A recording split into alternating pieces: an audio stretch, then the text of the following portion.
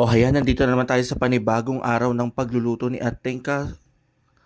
Te, bakit hindi ka pa nagtubig? Yelo talaga nilagay mo. Wala kang tubig, te. Bakit ang lakas ng trip mo maglagay ng yelo? Matutunaw din naman yun.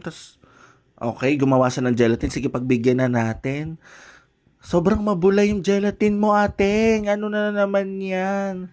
Okay, sige, pagbigyan natin. Naglagay siya ng itlog. Yan.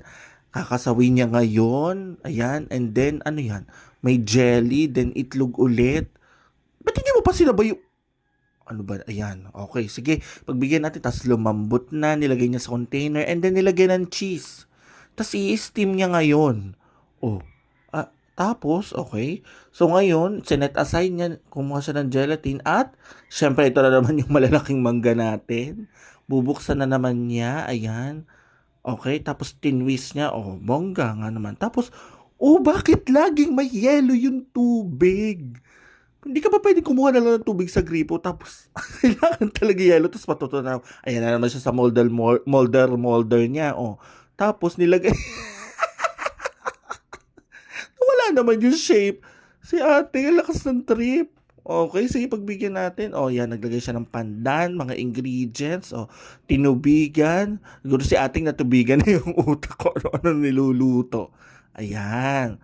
So, ayun. Tapos, yan. Oh, nilagyan niya ng flavoring. Yun yung nilagay niya kanina.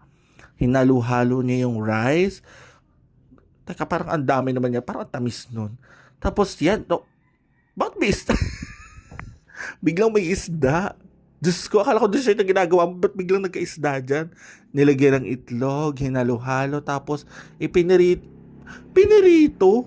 Ano, ano ba yan? Okay, sige. Malakas na naman trip. Ayan, o kangkong, tinadtad, nilagyan ng spices. Ayan, nagisa-gisa na naman siya.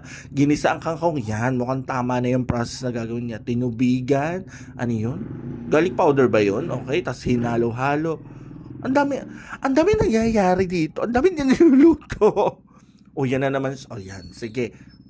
Yan ang tama. Nilagyan ng yelo yung nilagang itlog para madaling balatan. O, nagisa. Ate, ang daming nangyayari. Ang dami mo niluluto. O, sinabawan. O, kinamatisan. Yung, okay nga naman. Masarap din naman. Kaso yung rice, okay, sige. Okay, dessert.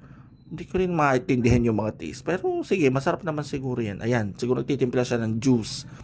Okay, nilagyan na naman niya ng kung ano-ano. Okay, pinlend. Tapos nilagyan na naman ng yelo. Yan, okay. Ano yun? Gelatin. Okay. So, yan ang kanyang